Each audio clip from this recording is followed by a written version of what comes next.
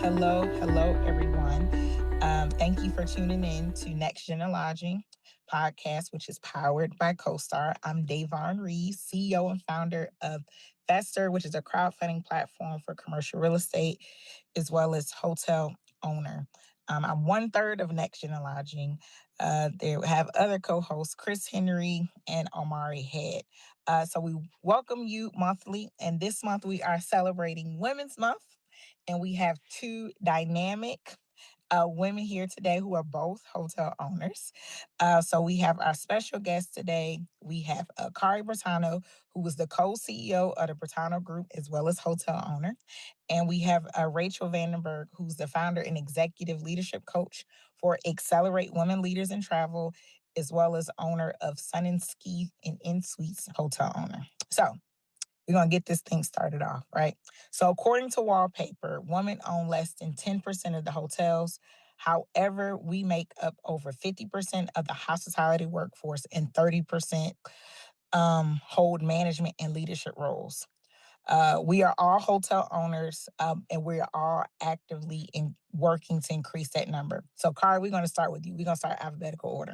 So, can you tell us how you got started in the real estate and hotel industry? We would love to know more about you.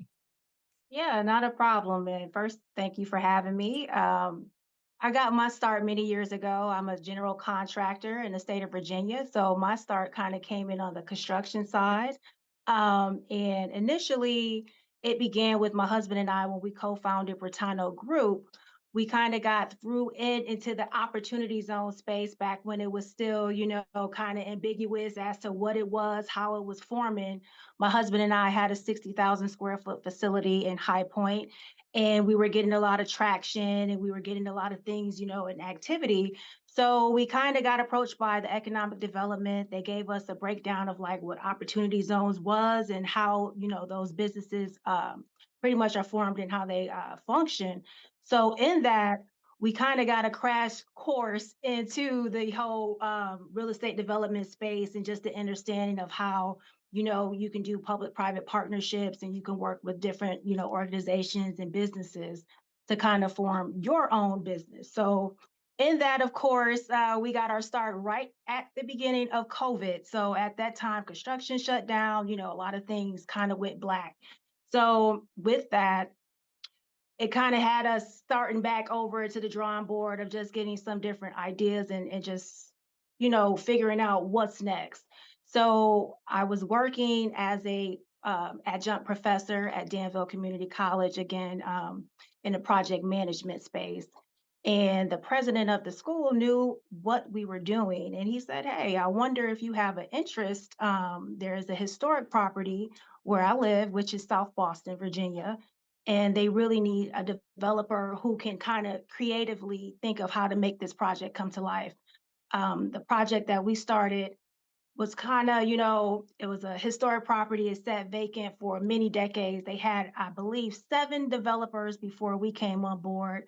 But, due to timing, and I guess it was just for us, we were able to align ourselves with the project. We became the development group and started strategically coming up with how we could, creatively make this capital stack make sense. So in that, kind of got through into the hospitality space. So now I am the co-owner of the Rook Hotels in South Boston, as well as the growth that we have and just the knowledge base that came with it. So that is how I got my start.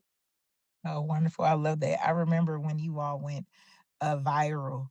And I thought initially it was like South Boston, Massachusetts, because I used to Everybody live does. in Boston. And then it was like, no, That's what South I Boston, keep thinking Virginia. of. Yeah. And so Yeah, thank everybody thought that, but it's a tertiary market. And that is one thing, especially if you're trying to get your start in the hospitality space, it's a little bit harder to get into the bigger areas because, right. they're very well developed. So, just thinking creatively, South Boston was just a great fit. So Well, that's how we did it. congratulations. Thank you so much. Congratulations. Rachel, please let everyone know how you got into the hospitality and hotel ownership space. We want to know more about you. Sure, but before I have to ask, how did you go viral? What happened? I wanted to hear that story. You jumping, but go ahead, Rachel. That's that Well, podcaster in me. I'm sorry. being as though, it's a historic project, we got a lot of eyeballs, we got a lot of grants, we got a lot of, different funding sources. And with that, we signed our brand partnership with Choice Hotels. And in that, we were the first of the emerging markets division. So, it was a big deal that, especially with the representation and getting the SOAR program started. So, in that, we were able to come up to, the Choice headquarters. We signed our contract with Pace, with Choice, and we got to really meet everyone there. John, and who was head of the SOAR and emerging markets, as well as Marcus. They just really, got behind us and what our initiatives were, because again, we're all about workforce development, community engagement, and so with that, we just garnered a lot of attention. So I love that. That's amazing. thank you, thank Couple you. things, Rachel, since she asked that hope pause, because Karie spit out a lot of information. Um, One, can you explain capital stack and public-private partnership? We have some folks who are not hoteliers who may not know that. So, Karie, I don't know if you wanted to explain that. Yeah, not a problem. P3 is a public-private partnership. It's just a strategic way that you can go about getting into this space. For us, the town has the asset, they own the asset. So we pretty much in the capital stack was finding out, the gaps in the project because it's a historic project, it's very expensive. And in that, our project was 13.7 million for a 30-room hotel. Now, granted, we do have a rooftop bar, restaurant, and things like that. But just knowing the expense and the cost of it, we were able to get the IRF grant. We were able to get a lot of different other opportunities that, you know, funding sources. Being in the P3, we're pretty much partnered with our municipality, which is the town of South Boston. So in that, you kind of are open books, open everything, and it's really a true partnership. Whereas you're pretty much working on everything step by step together, and you're ensuring the success of the project that way. So with that, we were able to get low loans. I think low interest rate loans. We were able again to get um, historic tax credits. And that helped us, chunk into the cost of the overall project and made it more feasible for us to do it. Thank you for that. All right, now it's your turn, Rachel. Let Great. everyone know Fascinating. who Love it. you are, Mhm. how you got into Sure. the hospitality space. Sure. So, I actually grew up in a hotel. My parents had a small hotel in Stowe, Vermont, where I'm from, and I currently live. And so, hospitality has been part of my life since I was born. I'm actually the fourth generation hospitality person in my father's line of the family. And I actually said I never would come back after I left. After I left for college, I was like, I'm not going into hospitality. But you know how life evolves and changes, and I went off and did a whole other career. And but something drew me back. Came for a visit back to Stowe, Vermont during Christmas, and the snow was falling, and I was driving from Boston, the Boston in Massachusetts, driving up from the airport, and it was like that, quintessential Vermont Christmas story. And I turned to my husband. I said, "Well, what if we took over the business, the family business?" And then it just kind of spiraled from there. And we started working with my parents on a succession plan, and they're still involved, and we are partners with them. But we've been running operations since 2011. And yeah, it's been a journey, been through every part of running the business, boots on the ground, from running sales and marketing to HR, cleaning rooms, learning how to bartend, doing all of it. Until 2023, when we hired a management company and we were able to step back and really focus now on the business from a more of a strategic aspect, lens and asset management. We just completed an expansion project. We had 39 rooms and we're now at 58. We built a whole new wing. And we have plans in the future to redo the other motel wing to bring it up to today's standards and expectations. So, yeah, it's been about 15 years, actively running the business. But like I said, I, was waiting tables and washing dishes since I was 8 years old. So, Oh, wow. Wow. I love it. I love it. Karie, I'm gonna bring it back to you. So you talked about SOAR with Choice. So I'm a big fan and supporter of Choice. They are a supporter of me, actually one of my first supporters. So shout out to John Lancaster Yes. and Marcus Thomas. And you talked about Choice Hotels, their SOAR program, supporting ownership, access, and their representation program. So, for those who don't know, that program is their diversity initiative to increase the percentage of Black, women, Native American, veterans in the hotel ownership space. So, Cara, do you want to talk a little bit more about how that program or how that initiative helped you become a hotel owner? Of course.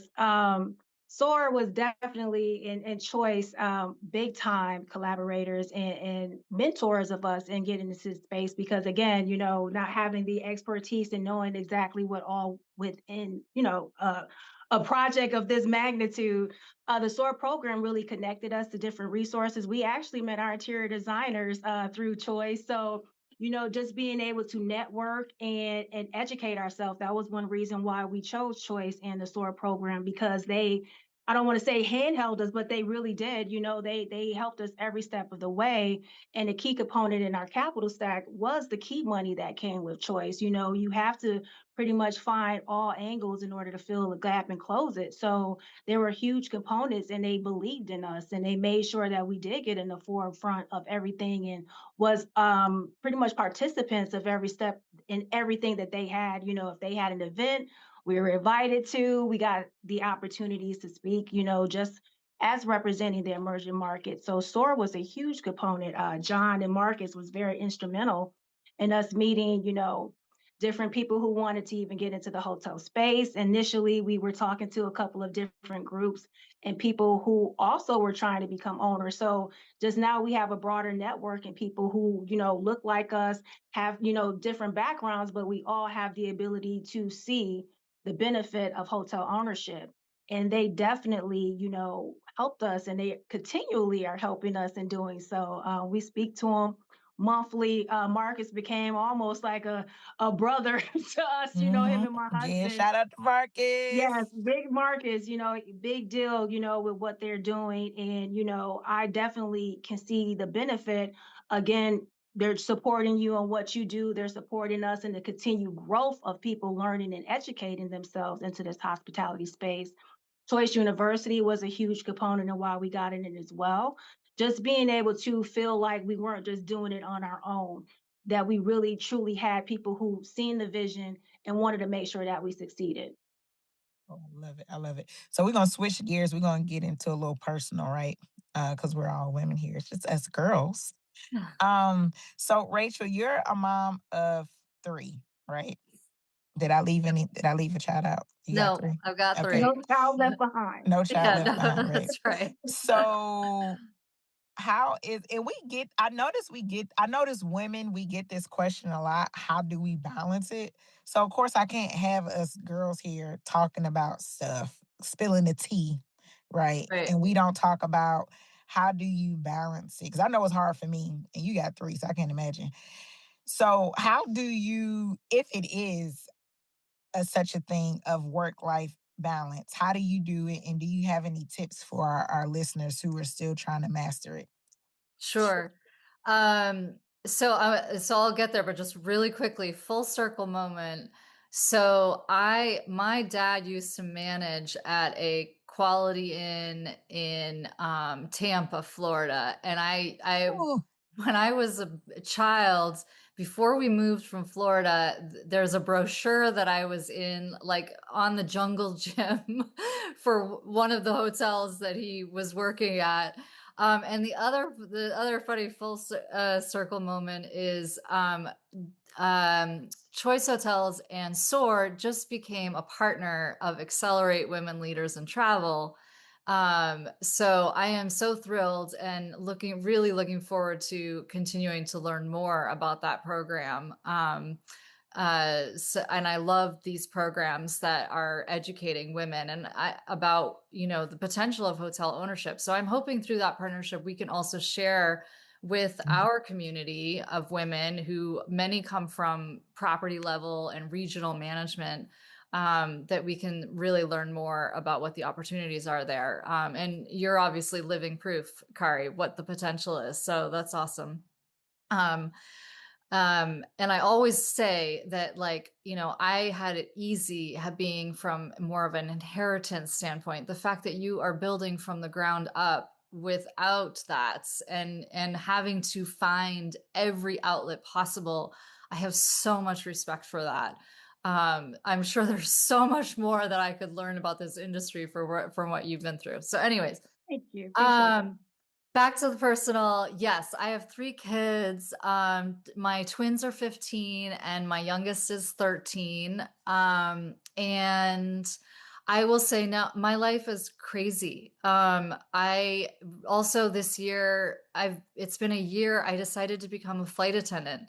F- Um, That on LinkedIn. Yes. So I also fly, and I'm a Dutch speaker because that's where my dad comes from. And I fly every week to Amsterdam or Brussels. Oh, Um, wow. So and you just had a whole bunch of time on your hand. Is oh that yeah, tons, tons. No, not at all. So I am doing like the other work on my layovers and, commuting to Newark to fly out. It's kind of nutty. And then I'm raising these kids. So, luckily they are getting old enough now where they're little bit more independent, and the 15-year-olds are about to drive, which is going to make, that's bittersweet. That's like, oh my God, I'm fear for their lives. And, but on the other end of it, it's like, oh my God, there's going to be so much time available without the driving. So, how do I do it? I think what I really don't like this concept of balance, and I know a lot of people say that and then they rename it something else. But it's really goes back to like what your values are and what you feel like your purpose is. And that's how I measure things. Am I living my values? And there's not a time. It's not about the commitment of or splitting up my time and saying, well, I spent 30 minutes here and 2 hours there, and therefore everything is all balanced out. That just doesn't work. That doesn't work for me. So, sometimes I will feel like I am not doing the best in one area over the other. But I just have some grace for myself, and I go with the flow and go where those values take me. And in the end, my kids are healthy, happy, well adjusted. And I'm constantly checking in with myself. How am I doing? How's my well-being? Am I also healthy and happy? And I think it's just that's how I kind of calibrate, is really listening to where I'm at in every given moment. And then I make the adjustments that are necessary to be fully aligned. Mhm. now, Kari? How do you handle with your family work-life balance? And I know you are a husband and wife duo with your hotel. How do Yeah. you handle that? Imma sound like the former comedian who said, "Well, I don't. I'm really tired." No, Yeah. but no, truth be told, at the end of the day, when you have goals that you wanna reach, for me, I'm just the type of person until I get there, there is no sleep. What is sleep? Like, I'll sleep when I have, I don't wanna say when I'm dead, but When you truth check be off the told, it's goal, then like you'll take a little right, nap. right. Now there's milestones again. You got to check and make sure that you are, within the health of yourself and everything. Like for myself, I have type 1 diabetes. So for me, I definitely have to make sure that I am remembering to eat, remembering to rest, always, staying on top of myself and making sure that, again, that I have communicated with myself and, okay, well, maybe today is not the day to do this meeting, or, just really that work life balance is just all in you and how what do you value? Again, what do you want to see? What's the goals you want to achieve? And again, it's not many people in our space. So I'm not going to get out of my position at the end of the day. I'm going to keep, steadfast and definitely check into myself. But I have goals and benchmarks that I want to achieve, and I want to make sure that I get there. Being a project manager, I make lists. I make sure I keep journals, multiple journals, just have to just stay on top of things and on task. And as things go, celebrate and rest and repeat. I like that. I like that. I like that. I like that. Well summarized. Exactly. Thank So you. now we're switching gears back to the professional setting. Kari, back to you. You're in the process of developing a hotel. Can you briefly describe? Because I know that's like a whole podcast in its episode in itself, the whole entire process and what you all had to go through.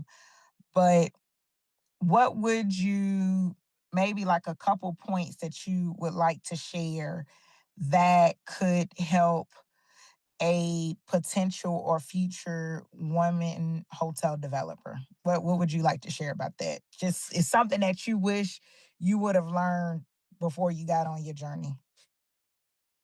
Ooh, well, that's kind of a complex topic because being a historic project is a lot more nuance to it. Definitely when it comes to financing, So when you it probably comes wouldn't to, recommend it on your first go around. well, for me, I no, no, wouldn't. no. For me, I'm happy that I did it because now I know I've dealt with the most complex type of project. So anything else is going to be a breeze. At the end of the day, if you can achieve a historic project, you pretty much should be able to go after any type of project That's because they true. are not easy to do. The level of, well, I would just say the biggest thing that if you think it's something's going to take 15 months, it's not. It's going to take a lot longer than that. Time management, just understanding truthfully that it's not going to happen on your time. Like you may have a set benchmark in your mind. You may think that it's going to go this way. Always have a plan B, C, and D. Um, really tap into your resources as far as your mentors.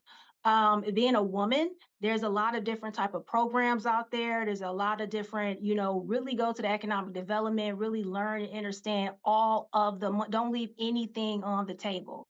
There's Mhm. so much resources out there even when you think there isn't. Tap in, just ask questions because when it comes to these projects, when you think you have enough money, you don't. When you think you have enough time, you don't. So you just really have to be on top of things because it can quickly get away from you. And when it gets away from you, that costs you money. So at the end of the day, it's just really being diligent about your time management and your network. Make sure that reach out to as many people as you can. There is no I in team. You are not an island and you are not going to be able to develop it on your own, point blank and period. So if you are a person who micromanages to the degree that you can't work with others, this is not for you because it's definitely a team effort. Even when you're not in a P3 project, you're still in a project with multiple different levels of, you have architects, you have general contractors, you have suppliers, you have vendors. There's so many, it's such a big ecosystem that goes into this space. So you're not going to know everything. So really relay and truly go out and vet the people that you are engaging with until you can't anymore. I love And that. just really be on top of everything, and just be open to learning because if you're a closed-minded person, you're not going to think of everything and that's going to cost you pretty much. You just really have to rely on your team. I love that. I love that. Rachel, I know you transition from operations into the ownership role, which I'm starting to meet more and more women who actually want to do that. They want to transition from operations and get into the transactional or ownership side. Yep. What advice would you give that you wish that somebody would have gave you? And I know you inherited, I know you're generational, but still I'm sure there were a lot of things that you probably wish you would have learned or that you would love to share with women Yeah. who want to make that transition. Yeah, sure. Yeah, I mean, I think that the big picture of that transition for me happened, it started to evolve much earlier than that moment where we decided or were able to make that transition. And what I mean by that is that it really starts with what Kari was talking about, not micromanaging. I mean, thinking that you can micromanage things, you're never going to get anywhere. And thinking that you have to be involved in every single detail. So at the most micro level, my transition started with learning how to delegate, learning Mm. what were the skills that I was specifically good at and what did I have to outsource or find the expertise that I did not or do not have to this day. And so I built that mindset over 15 years, or 13 years before we made the transition. And it contributed to the decision to hire a manager that could manage the hotel because I realized that, our abilities, we were starting to max out our abilities and capabilities as a small family business to compete and to rise to the next level. So we had to find the expertise that could do that. And if we were going to expand the hotel and add, do this new construction project, we could not do that while my husband was cooking in the kitchen 5 days a week and I was still being pulled into clean rooms, several days a week. So I think it's having that mindset of, okay, what am I best capable of doing? What are other people better at doing? And how do I find the structure of my work or my company or whatever to be able to rise to the next level that's appropriate for me in my career growth plan. Oh, I love that. I love that. I love that. Now, Kari, you're pretty active on LinkedIn and I love it. You started doing this series and where you bringing people to follow you. So, and I really think people should see that, right? Because I think it's a great story and a lot of people they need to understand how this process works. So, how can people stay connected with you? How can people follow you? How can they know once the hotel opens so that way they can come support you? Please share that with us. Oh, yeah, and thank you for allowing me to do so. Again, I'm on LinkedIn, Karie Brittano. We have our page for our particular project, which is the Rook at South Boston.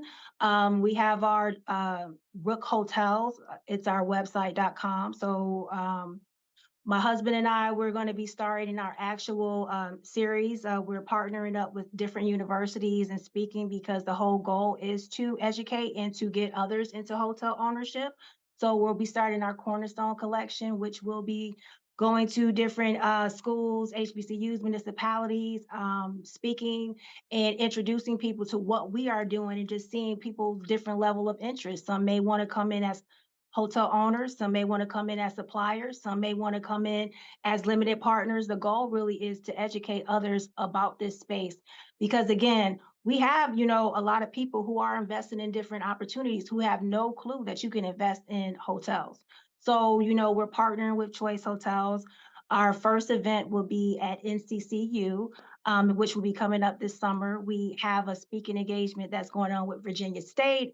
So we're really trying to, bring the soundboard and just let it be known that this space is not away from us. Women, minorities, we need to tap in because, we have to build some form of generational wealth.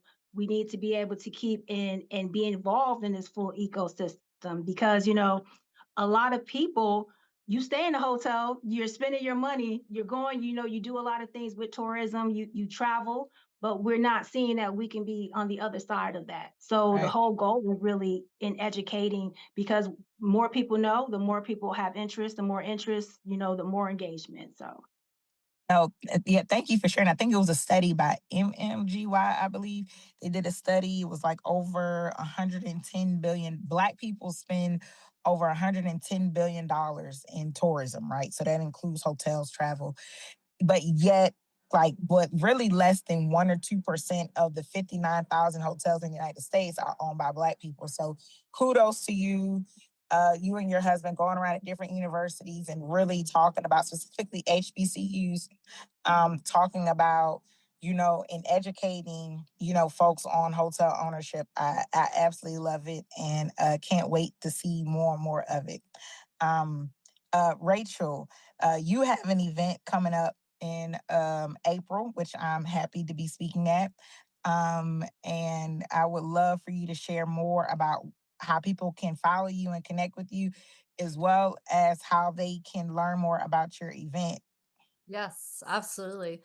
So yeah, Accelerate Women Leaders in Travel is a leadership event. We have workshops, coach-led workshops on leadership skills, and it's also a great place to build a community of other like-minded women. That is coming up on April 8th and 9th and 10th in Stowe, Vermont. And it's actually back in my hometown this year after 7 years. So you can find out more information about the event on www.womenleadersintravel.com. It's a great event, particularly for property level managers, directors, and executives, as well as regional managers level professionals as well. So yeah, very much looking forward to that, and of course having you speak there. That's going to super exciting. And yes, you can follow me on LinkedIn. I am there, Rachel Vandenberg. Love to connect with people and learn about their stories. And now I know I need to connect to Karie. So I'm really excited about that introduction today. Yes, it was nice meeting you as well. Look forward to it. Yes, definitely. Well, that's cool. Congratulations on your event. Oh, thank you. Yeah, that's been a labor. It's been a labor of love since 2019. Just feeling like I was out on an island and I needed Mhm. people. I needed, and Right, right. particularly other women in Mhm. the space. I needed that support network, and it's just grown from there. That's So, beautiful. That's really yeah, good. that's awesome. Congratulations. Yeah, it is. It is truly. I have a lot of pride in it for sure. Wow, like so this hotel project, is it on that is it the hotel is running now, right? Oh, no, we're still in construction. We open You're first still quarter 27. okay. Okay. Whoop, sorry about Mhm. that. And Okay. what's the full cycle of the project? Oh, it's a complete historic preservation project. So we're located in the downtown of South Boston. So it's one of their anchor projects. So we're working with a lot of local GCs, subcontractors, and we began construction in October. Yeah, So yeah, it's going to be, well, total time in construction was 15 to 18 months. So, and yeah. it was a whole process to get funded and financed, especially with our historic tax credit. That took a year and a half to Wow. get our financial, our historic tax credit in place.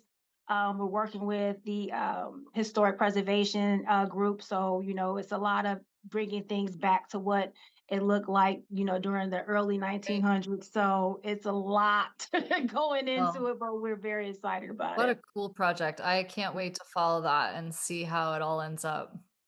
Thank you. Well, we have some of the like renderings and different things because we were actually featured in hospitality design. So we were a part of their HDAC, and we were awarded the last award, I believe, last year. So we were, we got a lot of eyeballs just being as though it's a historic project where it's Yeah. located, just the involvement in the undertaking of it. We got $3 million in a in a IRF tax grant. So it was a whole Oh, thing. I can't even imagine. I cannot even imagine. But I Oh, think yeah. that's what makes it even more like, like I love how hotels can be such an important center. They're anchors for communities. Yes, People don't understand, and they exactly. employ so many people in that area. That's a huge portion of of where you're spending your money is in Yeah. your people. Yeah. So that's one of the reasons we focus on workforce development. We're focusing on, Yeah. community engagement because we know it's a lot of gaps in those spaces too. So if we're going to be employing, we want to make sure we're educated. Yeah. So thank you all so much for tuning in to our monthly Next Gen and Lodging podcast, which is powered by CoStar. I'm one of your co-hosts, Davonne Reaves. Thank you so much to our special guests today, Karie Brittano and Rachel Vandenberg. And we look forward to seeing you all next month. Thank you. Thanks for having me. Thank Thank you you. as well. Thank you both.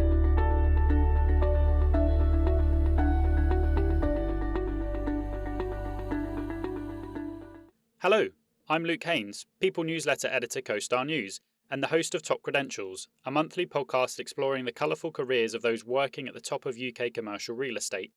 In the episodes, we discover the valuable lessons influencing the daily decision-making of property sector leaders, and hear about the aspects of their job that make it a little easier to get out of bed each morning. We'll also ask for their views on the latest news and policies shaping our constantly evolving industry, and even get them to share a famous quote or song title they think defines their career or the profession. Listen on Apple Podcasts, Spotify, or wherever you get your podcasts. This episode of Next Gen and Lodging was recorded in March 2026 and edited by Sean McCracken. Visit costar.com/hotel news for the latest industry coverage and look for all of our podcasts on Apple, Spotify, YouTube, or your platform of choice.